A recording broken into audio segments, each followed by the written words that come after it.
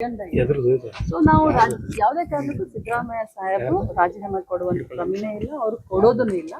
ರಾಜಕೀಯವಾಗಿ ಅವರು ಪಿತೂರಿ ನಡೆಸಿದ್ದಾರೆ, ರಾಜಕೀಯವಾಗಿ ನಾವು ಉತ್ತರವನ್ನು ಕೊಡ್ತೀವಿ. ಮುಂದಿನ ದಿನಗಳಲ್ಲಿ ಅವರು ಸಿಬಿಐ ಅರೆಸ್ಟ್ ಮಾಡಿದ್ದಾರೆ, ಅವಾಗಾದ್ರೂ ರಾಜೀನಾಮೆ ಕೊಡಲೇಬೇಕಾಗತ್ತಲ್ಲ, ಅವಾಗೇನು ನೋಡಿ ಊಹಾಪೋಹಗಳು, ಮುಂದೆ ಹಿಂಗಾಗತ್ತೆ ನಾಳೆ ಹಂಗಾಗತ್ತೆ, ನಾನು ಅದ್ರ ಬಗ್ಗೆ ಮಾತಾಡೋದಿಲ್ಲ.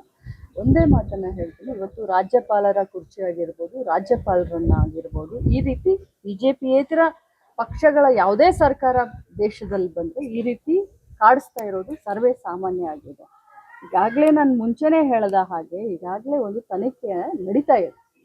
ಏನು ನಿವೃತ್ತ ನ್ಯಾಯಾಧೀಶರ ಒಂದು ಲೀಡರ್ಶಿಪ್ನಲ್ಲಿ ಒಂದು ತನಿಖೆ ನಡೀತಾ ಇದೆ. ಇನ್ನೂ ರಿಸಲ್ಟೇ ಬಂದೆಲ್ಲ. ಈ ರೀತಿ ಅವರು ಮಿಸ್ಯೂಸ್ ಮಾಡ್ಕೊಂಡಿದ್ದಾರೆ ತಮ್ಮ ಸಂವಿಧಾನಿಕವಾದಂಥ ಒಂದು ಪವರನ್ನು ಅಂತಂದರೆ ಇಡೀ ರಾಜ್ಯದ ಜನ ಗಮನಿಸ್ತಾ ಇದ್ದಾರೆ. ಒಕ್ಕೋರ್ಲಿಂದ ಕಾಂಗ್ರೆಸ್ ಪಕ್ಷದ ಎಲ್ಲ ಶಾಸಕರು, ಎಲ್ಲ ಮಂತ್ರಿಗಳು ಇವತ್ತು ಮಾನ್ಯ ಮುಖ್ಯಮಂತ್ರಿಗಳ ಬೆನ್ನಿಗೆ ನಿಂತಿದ್ದೀವಿ.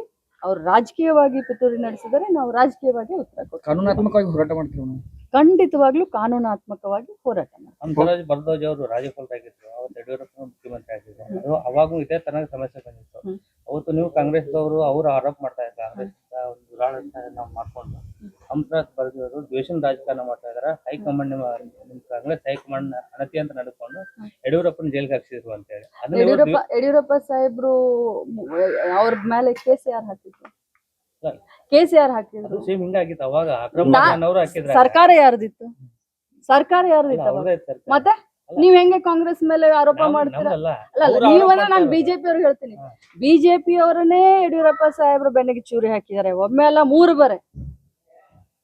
ಮೂರು ಬರೆ ಚೂರಿ ಹಾಕಿದ್ದಾರೆ. ಬಿಜೆಪಿ ಅವರನ್ನೇ ಯಡಿಯೂರಪ್ಪ ಸಾಹೇಬ್ರನ್ನ ಜೈಲಿಗೆ ಕಳಿಸಿದ್ದಾರೆ. ತಮ್ಮ ಸರ್ಕಾರದಲ್ಲಿನೇ ತಮ್ಮ ಮುಖ್ಯಮಂತ್ರಿನೇ ಜೈಲಿಗೆ ಕಳಿಸಿದಂತವ್ರು ಇವರು. ದ್ವೇಷದ ರಾಜಕಾರಣ ಇವರು ಪಕ್ಷದ ಒಳಗಡೆ ಮಾಡುವಂತವ್ರು.